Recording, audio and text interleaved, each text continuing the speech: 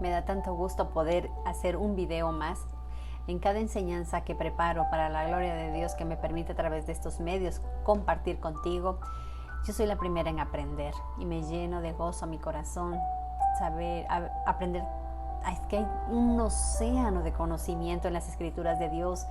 Hay tanto que aprender y yo creo que hasta el último día de mis días será poco lo que haya el Señor permitido que le conozca un poquito más, y esa enseñanza es la que yo quiero compartir contigo, porque aquí en el poder de la palabra, en mi canal, vamos a tratar justamente cosas que todo creyente vive, como hoy en el título de este video, la apatía en el pueblo de Dios. Uno diría apatía en el pueblo de Dios, pues sí suele darse, aunque hoy en la actualidad hay mucha más emoción cuando hablan de extraterrestres que emocionarse por ir a un estudio bíblico. Acompáñame a leer las palabras de Dios en Mateo 16 del 1 al 3. Cierto día los fariseos y saduceos se acercaron a Jesús para ponerlo a prueba, exigiéndole que les mostrara una señal milagrosa del cielo para demostrar su autoridad.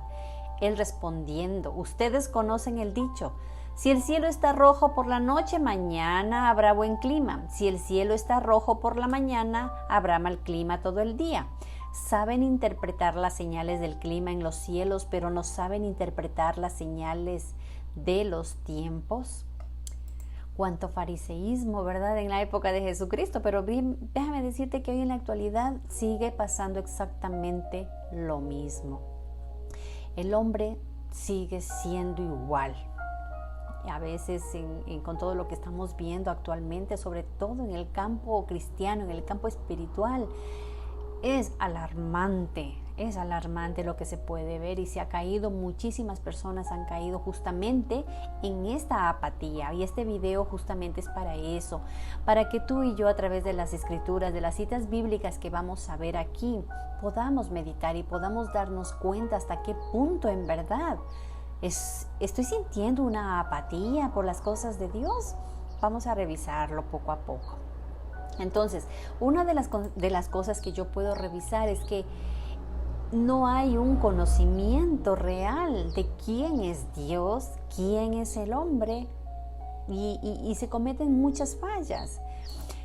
¿Por qué? Porque muchas de las personas han caído en ritos, costumbres religiosas adoptadas de falsos maestros, de líderes, de pastores. Entonces han adoptado una conducta, una fraseología religiosa, y esa la comparten, la repiten a una persona, a otra persona, y adoptan actitudes y piensan que esas cosas es ser cristiano. Ser cristiano no es una conducta, es algo que va, que tú empiezas a ver en la persona, pero viene de adentro hacia afuera, no de afuera hacia adentro. ¿Sí? ¿Por qué hay tanta apatía en el pueblo de Dios?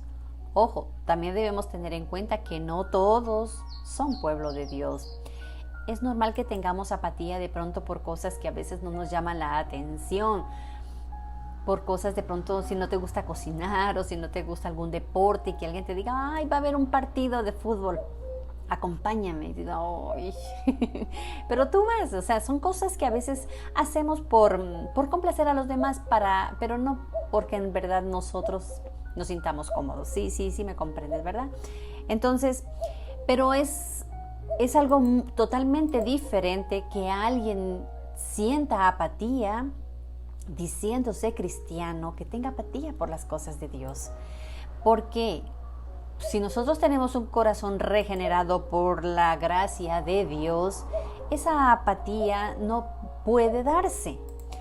Podemos estar cansados, podemos estar con sueño, podemos estar estresados incluso, y que de vez en cuando no tengas ánimos de leer la palabra, que no tengas deseos de orar, suele pasar. Pero esa no es una conducta constante y normal de alguien que ha conocido a Dios, es totalmente diferente, ¿sí?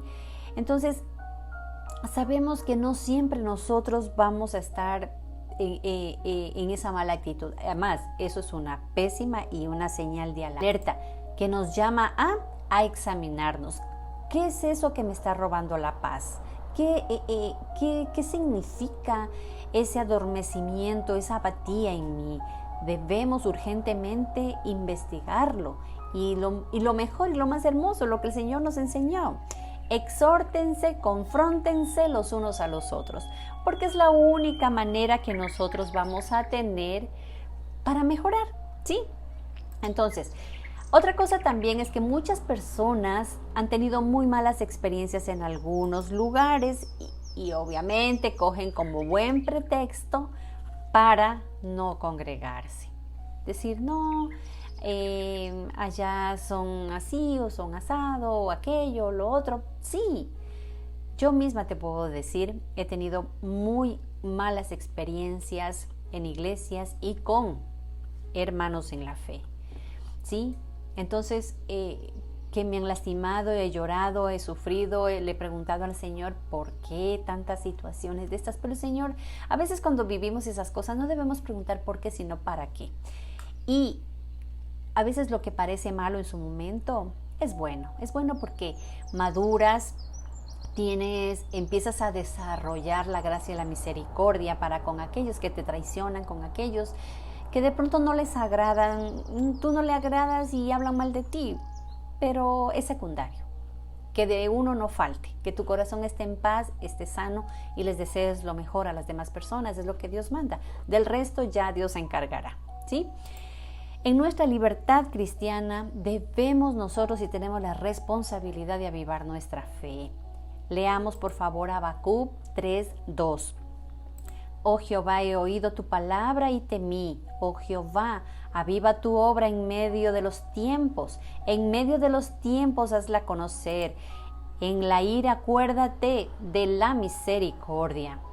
La apatía, querido hermano, no se te va a quitar con ir al mejor seminario.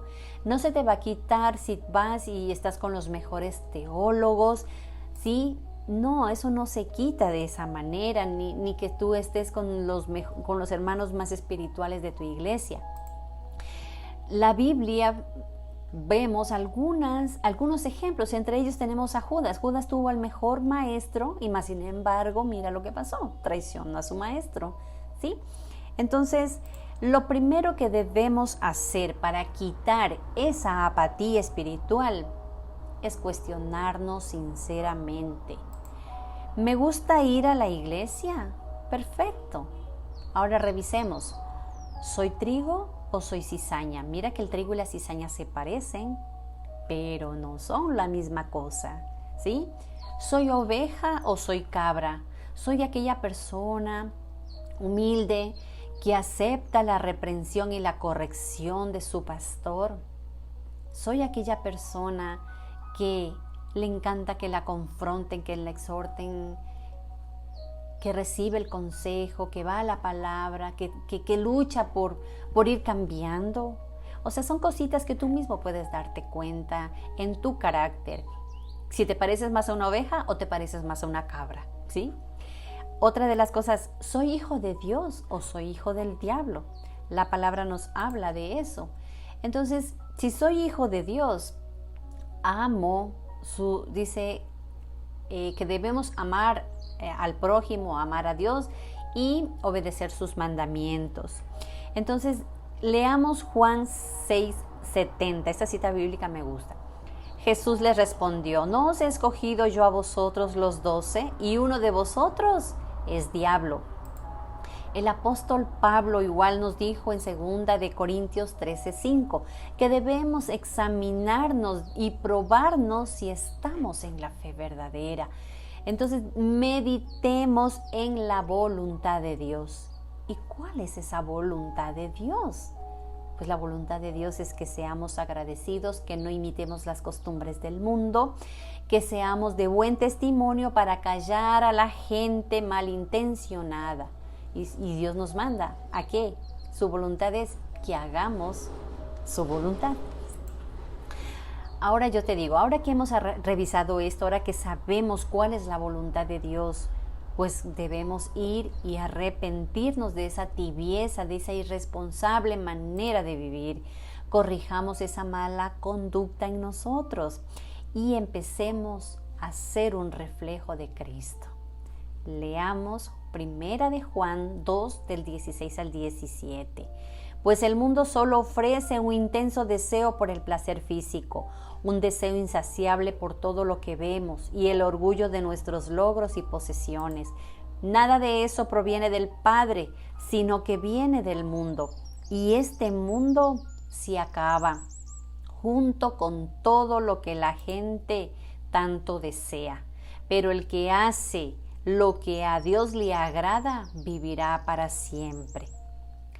Por favor, medita bien en estas citas bíblicas que acabamos de ver en esta enseñanza.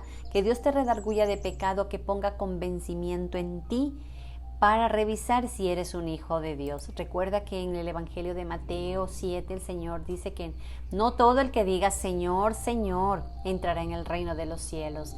Examinémonos constantemente si estamos en la fe verdadera, ¿sí? Y que esta enseñanza haya sido de bendición para tu vida. Gracia y paz.